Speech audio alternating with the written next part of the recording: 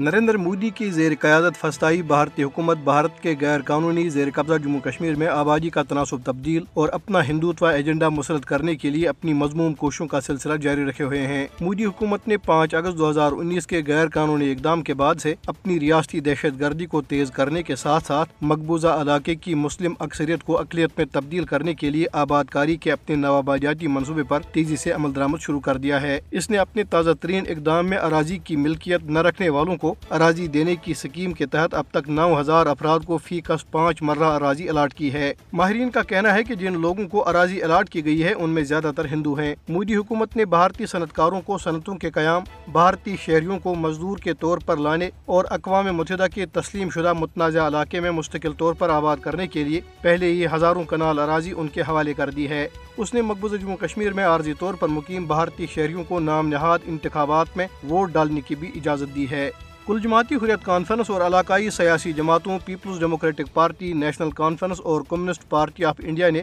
موقف اختیار کیا ہے کہ یہ اسکیم مودی حکومت کے کشمیریوں کو ان کی زمینوں اور گھروں سے بے دخل کرنے کے منصوبے کا حصہ ہے۔ کل جماعتی حریت کانفرنس نے سری نگر میں ایک بیان میں عالمی برادری پر زور دیا ہے کہ وہ جموں کشمیر کے متنازع علاقے میں بھارت کے غیر قانونی اقدامات کا نوٹس لے اور بھارت پر دباؤ ڈالے کہ وہ اقوام متحدہ کی متعلقہ قراردادوں اور کشمیریوں کی امنگوں کے مطابق تنازع کشمیر کو پرامن طریقے سے حل کرے۔ دریاسنا مولوی بشیر احمد عرفانی، فیاض حسین جعفری، سید سبت شبیر قمی، فریدہ بہن ji, democratic political movement Jammu Kashmir freedom front اور جموں کشمیر امپلائیز موومنٹ سمیت کل جماعتی حریت کانفرنس کے رہنماؤں اور تنظیموں نے اپنے بیانات میں مودی حکومت کی طرف سے حریت پسند تنظیم ڈیموکریٹک فریڈم پارٹی پر پابندی کی شدید مذمت کی۔ انہوں نے کہا کہ ایسے مذموم ہتھ کنڈوں سے تحریک آزادی کشمیر کو دبایا نہیں جا سکتا اور کشمیری عوام اسے ہر قیمت پر اپنے منطقی انجام تک پہنچائیں گے۔ پیپلز ڈیموکریٹک پارٹی کی صدر محبوبہ مفتی نے سری نگر میں صحافیوں سے گفتگو کرتے ہوئے کہا ہے کہ نریندر مودی کی زیر قیادت بھارتیہ جنتا پارٹی نے گزشتہ ایک دہائی کے دوران بہت سے نتھو رام گوڈسے پیدا کیے ہیں۔ RSS رکن نتھو رام گوڈسے موہن داس کرم چند گاندھی کا قاتل تھا۔